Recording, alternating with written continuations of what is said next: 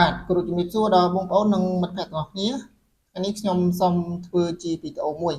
ដែលវីដេអូនោះគឺខ្ញុំនឹងធ្វើការបង្ហាញអំពីរបៀប generate វីដេអូនៅក្នុងកម្មវិធី AI បាទសម្រាប់បងប្អូនថ្មីក៏ដូចជាបងប្អូនចាស់ដែលគាត់ប្រើប្រាស់នៅបណ្ដាញសង្គម YouTube អាចនឹងពិបាកនៅស្វែងរកនៅ content ដើម្បីធ្វើការ post ចូលទៅក្នុងបណ្ដាញសង្គម YouTube បាទគឺខ្ញុំសូមលើកយកនៅវីដេអូរបស់ខ្ញុំមួយដែលខ្ញុំបានធ្វើការ generate តាមរយៈកម្មវិធី AI ឃើញថាសម្រាប់ការ generate នេះសម្រាប់តកតងនឹង viewer ដែលគាត់បានធ្វើការទស្សនាទៅលើវីដេអូដែលខ្ញុំបានធ្វើការ generate តាមរយៈ AI Studio គឺថាមានចំនួនច្រើនគួរសមហើយតកតងនឹងចំនួននៅ subscriber ក៏មានការកើនឡើងដែរបាទអញ្ចឹងដើម្បីកុំឲ្យខាតពេលវេលាយូរគឺខ្ញុំសូមបង្ហាញ channel របស់ខ្ញុំមួយដែលខ្ញុំបានធ្វើការ post វីដេអូចូលទៅក្នុង channel YouTube ដែលជាប្រភេទទម្រង់វីដេអូខ្លីបាទអញ្ចឹងឃើញថានេះបាទសម្រាប់ channel របស់ខ្ញុំដែលខ្ញុំបានធ្វើការបង្ហាញនេះសម្រាប់វីដេអូខ្លីឃើញថា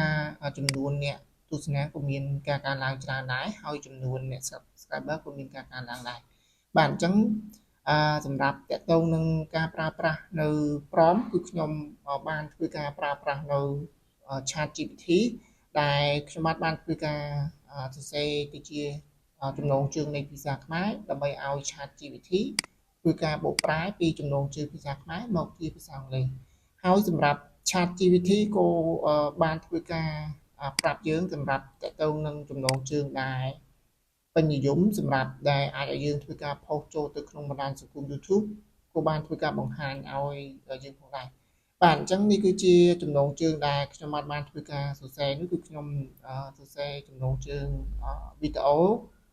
កង្កែបយំលើស្លឹកឈូកនៅពេលភ្លៀងធ្លាក់បាទបន្តមកទៀតគឺខ្ញុំឲ្យធ្វើការបកប្រែជាភាសាអង់គ្លេសបាទអញ្ចឹងសម្រាប់ការបកប្រែនេះChatGPT ក៏បានធ្វើការបង្ហាញចំណងជើងជាភាសាអង់គ្លេសបាទអញ្ចឹងមានចំនួន5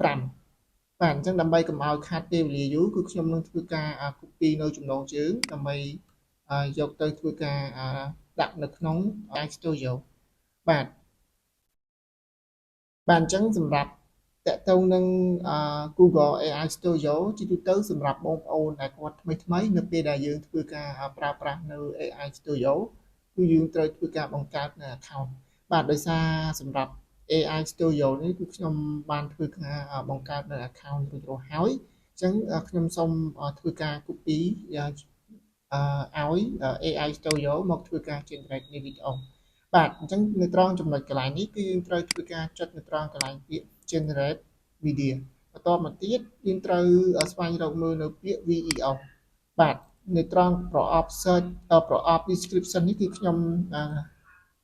Ctrl V បាទបន្តមកទៀតនៅត្រង់ចំណុចទម្រង់នៃប្រភេទវីដេអូខ្ញុំសូមជ្រើសរើសយកនៅប្រភេទវីដេអូ short ដែលមានទម្រង់ 9.16 បាទបន្តមកទៀតគឺយើងត្រូវធ្វើការចុចនៅពាក្យ run បាទអញ្ចឹងនៅត្រង់ចំណុចកន្លែងនេះសម្រាប់ Google AI Studio បានធ្វើការ generate វីដេអូឲ្យយើងប៉ុន្តែជាក់ស្ដែងយើងត្រូវធ្វើការរងចាំពេលវេលាដែរនៅពេលដែល AI Studio កំពុងតែធ្វើការ generate នេះបាទសម្រាប់វីដេអូដែលយើងនឹងធ្វើការប្រើប្រាស់យកទៅធ្វើការ post ចូលទៅក្នុងបណ្ដាញសង្គម YouTube សម្រាប់ការ generate តាមរយៈកម្មវិធី AI Studio មានត្រឹម8 second បាទអញ្ចឹងអត់ដល់1នាទីទេបាទជាទូទៅសម្រាប់វីដេអូ short ដែលយើងអាចធ្វើការ post ចូលទៅក្នុងបណ្ដាញសង្គម YouTube ជាបទពិសោធន៍ខ្ញុំផ្ទាល់តែម្ដងបើសិនជាអាចមិនថាវីដេអូដែលយើងធ្វើការ generate ពី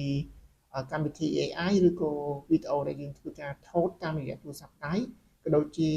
ទស្សនភាពឬក៏ប្លង់នៅខាងក្រៅបើសិនជាអាចបងប្អូនអាចថតត្រឹម8 second ឬក៏12 second ឬក៏ត្រឹម15 second ល្អសម្រាប់នឹងជាបទពិសោធន៍មួយដែលខ្ញុំបានធ្វើការ post វីដេអូ short ចូលទៅក្នុងបណ្ដាញសង្គម YouTube ផ្ទាល់តែម្ដងបាទអញ្ចឹងសម្រាប់តកតងនឹងការ run ក៏ដូចជាការ generate នៃវីដេអូនេះយើងអាចធ្វើការរងចាំបន្តិចទៀតនៅពេលដែល កម្មវិធី AI Studio បានធ្វើការ generate រួចរាល់យើងនឹងអាចធ្វើការ download វីដេអូយកមកធ្វើការ post ចូលទៅក្នុងបណ្ដាញសង្គម YouTube បាទឥឡូវនេះសម្រាប់ការ generate នៃវីដេអូរបស់ខ្ញុំដែលខ្ញុំបានធ្វើការប្រើប្រាស់នៅ Google AI Studio បានធ្វើការ generate រួចរាល់ហើយអញ្ចឹងនៅត្រង់ចំណុចកន្លែងនេះគឺយើងអាចធ្វើការ download បានអញ្ចឹងគឺយើងត្រូវធ្វើការចុចនៅត្រង់កន្លែងសញ្ញាព្រួយគឺធ្វើការ download បាទខ្ញុំធ្វើការបើកនៅ file បាទបាទអញ្ចឹងនេះគឺជាប្រភេទនៃវីដេអូដែលខ្ញុំបានធ្វើការ generate តាមរយៈកម្មវិធី AI Studio សម្រាប់វីដេអូដែលខ្ញុំបានធ្វើការ generate នេះមាននីតិ8 second បាទអញ្ចឹងបងប្អូនក៏ដូចជាមិត្តភ័ក្តិទាំងអស់គ្នានៅពេលដែលយើងចង់ធ្វើការប្រើប្រាស់នៅវីដេអូក៏ដូចជាការ generate តាមរយៈកម្មវិធី AI Studio បងប្អូនអាចធ្វើការទស្សនាតាមរយៈការបង្ហាញ